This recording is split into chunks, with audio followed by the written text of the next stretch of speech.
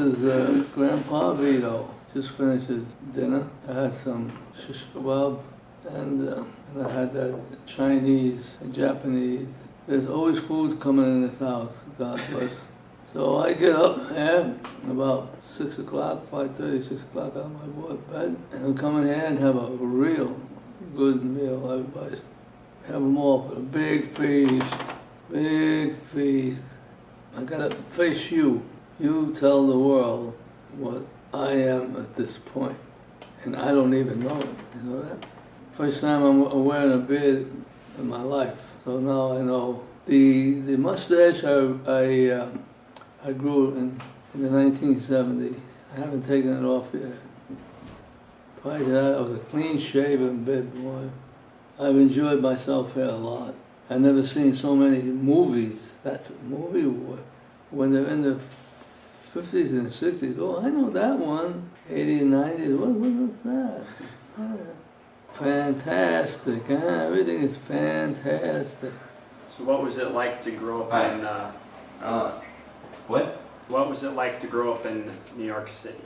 Well, the city of New York is unique, probably similar to Boston and Chicago, but there was more drama in the city of New York.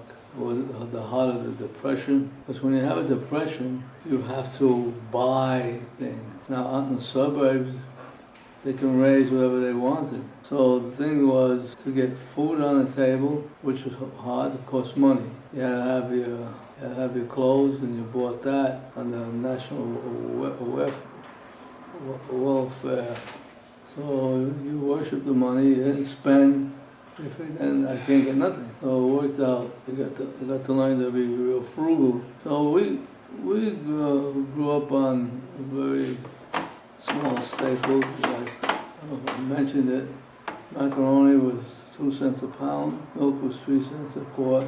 So even at that, we had a hard time. It wasn't easy in the early 30s. And after that, we started accumulating a few bucks, which was maybe $10, $15, a lot of money. And that's where we were. And so it was tough. The big problem was eating. The shelter was cheap. You lived in an apartment for $10 or $15 a month. So you can hack that a little bit, but that even hurt. Then the welfare came in.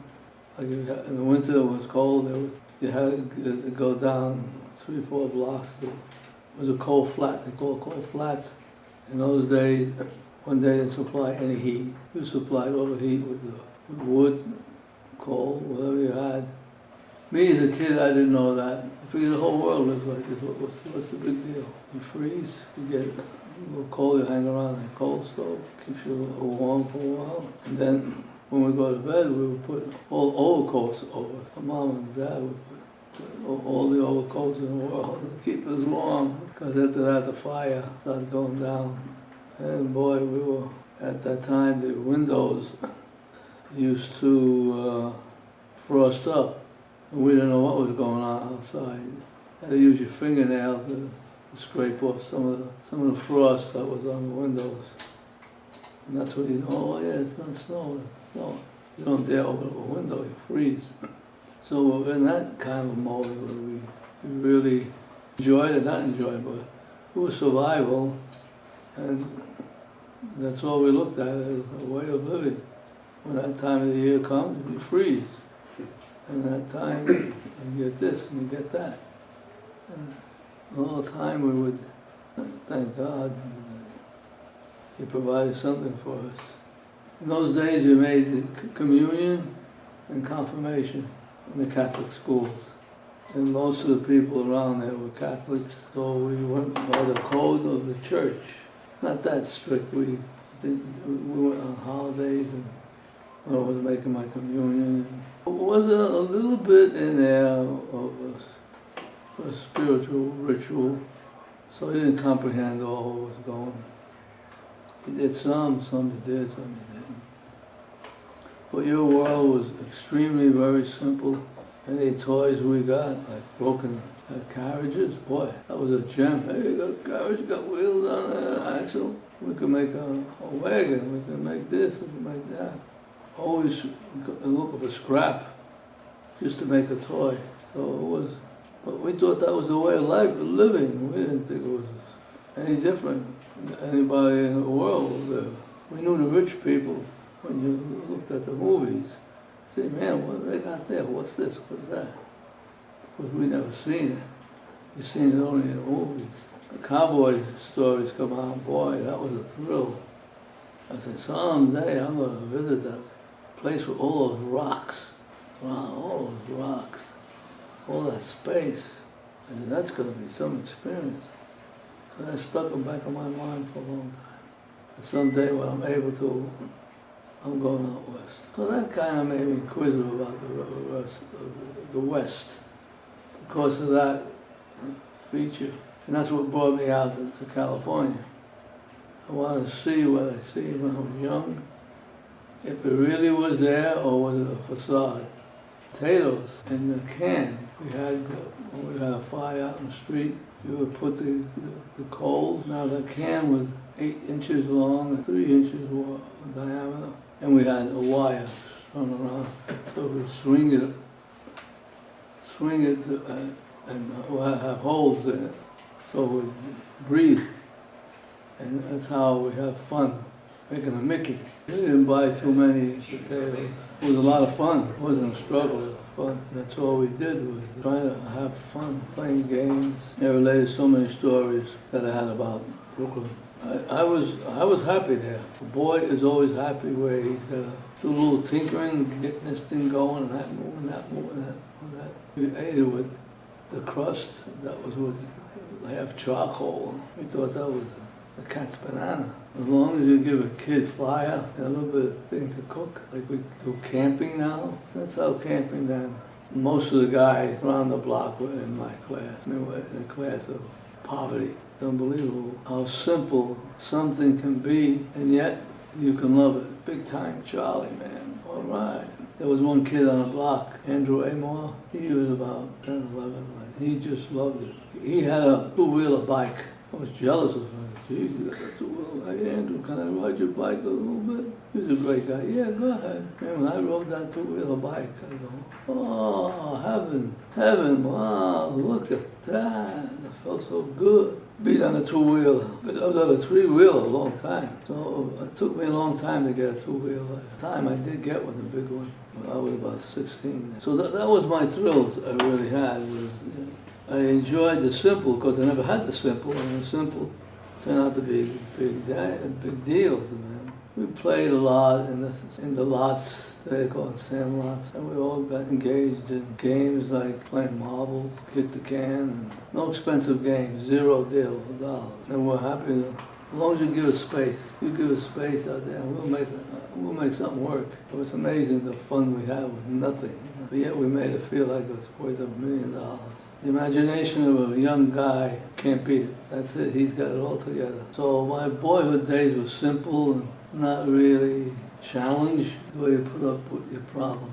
The summer fun games and the winter sleigh. So we used to go down the cellar, pick up some water, get some water, just get a pail of water, just throw it right out in the street and make a nice sliding pond. Where I lived on an incline, run and just ski on that thing. Wow, just that little water gave us so much recreation. The simple stuff couldn't be any more simpler. It must have been 60 feet, that run. And boy, did we ran up there and just slide right down. That was fun. This was no Disneyland. This was our Disneyland. So people crossing the street, because it was all ice. Everything was great. Yeah, they used to give us homework at school. Just the thought of it, I'm like, I don't think so. Because tomorrow's going to be a big day. You all ready for the big day? Oh, yeah. Oh, yeah, good. So Something like that. Are you all ready for it? I'm gonna be sick. Oh, yeah. I always ask you questions. I don't take them cheap shots. No cheap shot. I recall a certain time in my life that will reveal who I am, who I was, and who I will be is when I'm in heaven. To probe into the depths of Vito's life. Sometimes we hit it, and sometimes we don't hit it. This hat that I'm wearing right now is the compliments of Nathan. Not only Nathan the Great, but it's well deserved. So we gotta honor that. Well, thank you, Grandpa. These two guys that are around me right now, they're my grandson, Nathan Willis, guy that's got that powerful hand, using that camera. It's Corey. He's a pro. He's a pro. Tell you what to do and what not to do and do it right. He's that type of guy. He researches everything. So now I'm here for seminary rehabilitation, and the best place in the world right now for this phase of my life. Couldn't be any better. And they're trying to record part of my life, which is great. We come to a point in our lifetime where we say, halt, where you going? Where did you go? Where'd you come from? Someone the third degree, they got a shotgun on the side of me here. Make sure that I'm doing it right. Otherwise, I'm off to La La Land. What am I talking about? Yeah, that's what I mean. That's what I mean, these guys. Yeah, they look cool. They look alright. They look but they look on the side of their eye. That's the guy that you gotta watch for. Well, we are glad you're here. I'm very I'm glad glad you're to here. be here, glad to be interviewed. And I'm glad we got to ask you some of these questions. I learned stuff about you I didn't know. You probably told me when I was younger and I didn't listen. Oh yeah, I still got many stories yet. And hopefully we can get more than the film. Yeah, I'm still, yeah, that's all right, man. So today, let's talk about a little bit what you did for a job. Where did you work? I worked at several places. I worked for Armor back in the 40s.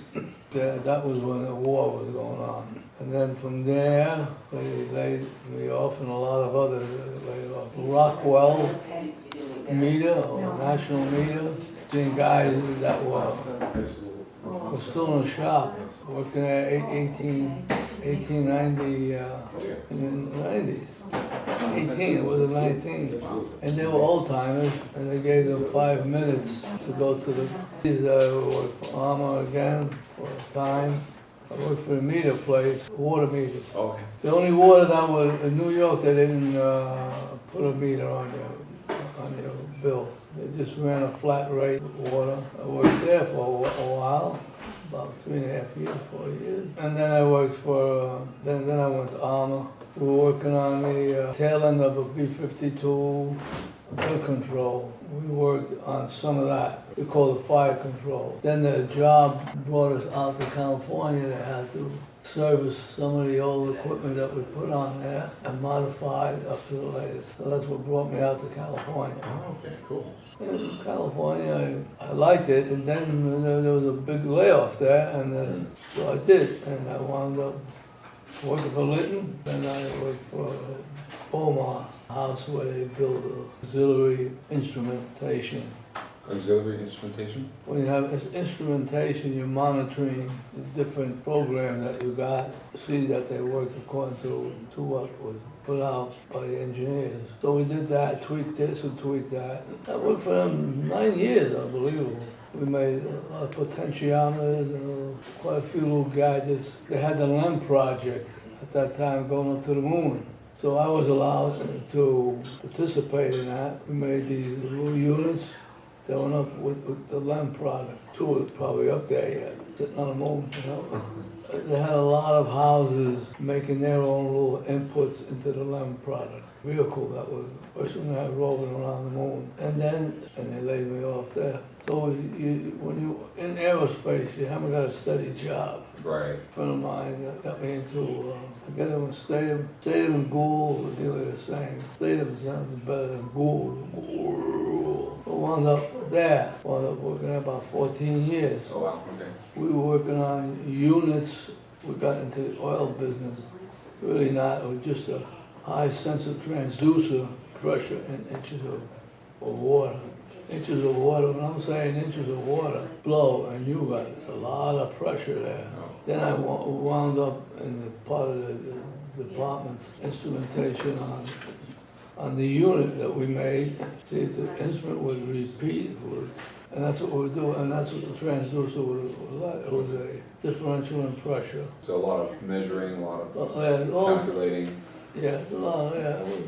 Then they got me doing that. Then we had to build up I was in charge of the testing of those units. I was pretty well fixed. They left me alone.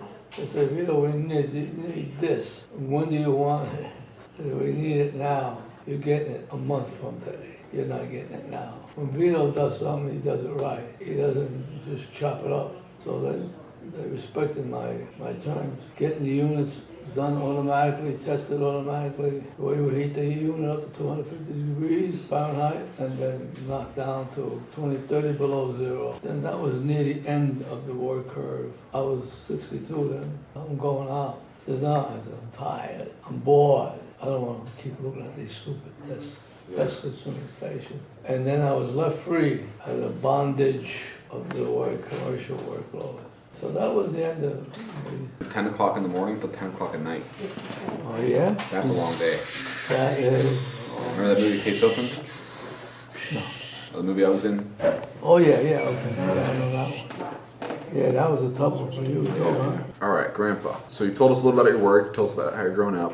Now I know you've owned a lot of cool cars. I was not a fanatic for cars, but one of my first cars was a 1930 Chrysler Model 66. I bought that for $25 running. I didn't have a license then, but I used to use it during the early Sunday mornings. I used to drive it around the neighborhood. Nobody taught me how to drive. I just looked at it and said, I know how to do that. So I used to practice on the car. And then I bought my second one, was a 1936 Buick Special, $60. I went up and I used that for quite a while. That was a bomb. I was always fixing that stupid thing. And I loved every bit of it. I said, man, this is fun. I'm getting in there and getting my hands greased up. Boy, from there, a 38 Buick, that I paid money for, big bucks. Paid $700 for that. Oh, wow. Okay. It's a huge A difference. lot of money, man. Used that for a while. I bought some cars that I was tinkering with in between, 35 Chevy and Super Bombs, under $100. Then I got my favorite, my Model A's in between. I bought a Model A that I paid $100 for. I had a lot of fun. The family had a lot of fun with it. It was a two-door. Seats weren't even nailed down, like I was in La La Land. We're looking at the wheel down the road. I said, who's that? Then all of a sudden I made a turn. Boom! The wheel of my car, the rear wheel, came off. Came off? Oh my goodness. Yeah, it came off. I said, looks familiar that time. Yeah, that's mine. Oh wow. So I stopped, jacked it up, put it on again, and off we went. So that car, that was a fun car, man. That's All the fun I had with that thing, things that were wrong with it. It was great. Man. This was a good experience for me. The Model A? Yeah, the Model A, 1930. I was always repairing, all the time, fixing them up. Man, I was in heaven. If it would take me off, I would cry. Couldn't believe the opposite of hating something was a joy for me. And I used to get it from that to that. I said, man, there's no shaking, no nothing, no noise. I said, well, boy, I got a brand new Chrysler. Look at that, smooth. Which year was this one? 47 Chrysler. That's when I got out of the Model A family. Oh, okay. All right. Which one was that one in your garage? The 56 Chrysler. Okay. That was my favorite car that I've seen that you had. When did you get that car? 19. Later on. So I got it, and I put it in the garage. I never got a chance to really get at it. And the rust got at it, and everything else. Yeah. I screwed up. Imagine me screwing up. Can't imagine it. I screwed up. And I had the other Chrysler I bought that was like brand new. And then I used to have a Plymouth, a 50 Plymouth station wagon. That 50 Plymouth station wagon, I bought it for $125. And I kept it over 30 years. So I was a car nut. It occupied a lot of my time. Yeah. I loved every bit of it. Worked real well. So from then on, I always had trucks. Really? Then I had an Oldsmobile in between. Okay. A 66, 67 Oldsmobile. Did you just like the trucks better? Or? Oh, I love the trucks better. Later when I got to the trucks, Yeah. I liked them better. Well, I could haul stuff, do this, big Right, things. I had one car, 66. That one had a huge trunk. It was like a truck. Was it a station wagon? No, just a little four-door sedan. I forgot to tell you about that one. and wound up I was a slave to my junk. I don't know. So what do you think of these new electric cars? It's a gimmick. The gimmick? Think so? It's a gimmick, yeah. Well, satisfy 20 years from now, do you think they're all gonna be electric cars? really in the efficiency curve. You gotta bring your source to where you are. And when you bring your source, your battery is huge, defies physics. It can't be. It's just what it is right now. It's just a gimmick to satisfy our phonies up there. They don't know beans from beans, but it sounds good. They're doing something, but they're not practical. When you look at what if you fill up with gasoline, that's the volume. You get so much mileage out of that. You probably goes about 50 miles gasoline. You don't need a gallon, but the way they make them today, the electric car is not practical. Because the load you're carrying is more than half the load you need to travel. You gotta have this big jumbo battery. Yeah, it recharges, but still, it's big, so you're bringing that along, plus the car. So all this is just voodoo magic right now. Oh, that sounds great. Sure, we got the best. No, they gotta come up, will die out, because it's not practical, because unless you get an unusual source instead of a battery. Oh, okay. Because the battery A is different source of cumbersome. power, right? And then you gotta put power back into it, and recharge. You still need energy to recharge. So the whole thing is a political mumbo jumbo. So to keep people that don't truly understand it. So that, I don't think it's gonna go anywhere. Okay. Some have to dig a little deeper. Yeah. Rock. This hat that I'm wearing right now is a compliment of Nathan. Not only Nathan the Great.